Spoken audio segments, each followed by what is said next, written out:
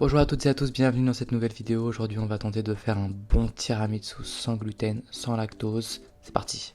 Vous aurez besoin de 500 g de tofu soyeux, 90 g de sucre, une cuillère à soupe d'extrait de vanille, 300 g de crème de coco, 250 ml de café, 1 à 2 paquets de spéculoos et, pour saupoudrer le tout, un peu de cacao. On commence par mélanger le tofu soyeux, le sucre et l'extrait de vanille et on mixe le tout pour avoir un mélange homogène.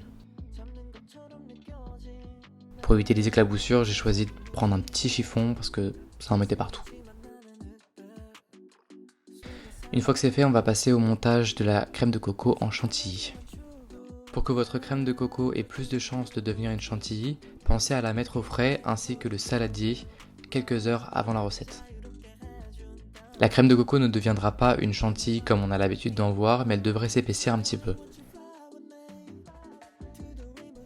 On reprend nos deux préparations et on incorpore la chantilly de coco au mélange tofu, sucre, extrait de vanille. Comme vous le voyez, la chantilly à la coco est un petit peu liquide, plus vous allez la laisser à température ambiante et plus ce sera le cas.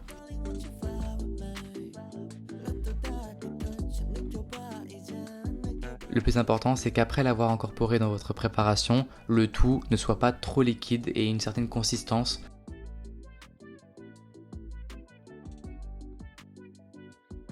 Maintenant que le tout est mélangé, on va laisser reposer pendant 2 heures au frais avant de passer au montage. Pour le montage, vous pouvez utiliser un plat, des ramequins ou tout simplement le contenant qui vous convient. On va tremper les biscuits dans le café pour les laisser s'imprégner un petit peu et ensuite on va les disposer dans le plat. Je n'avais pas assez de biscuits donc j'ai improvisé et je les ai un peu espacés. Une fois qu'ils sont bien placés, recouvrez-les d'une couche de crème.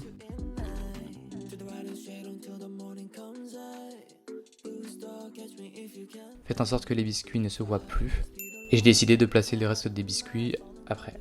Si vous avez assez de biscuits et de préparation, vous pouvez tout à fait créer un deuxième étage à votre tiramisu. Pensez simplement à recouvrir d'une couche de crème. Saupoudrez le tout avec la poudre de cacao. Et conservez au frais avant la dégustation.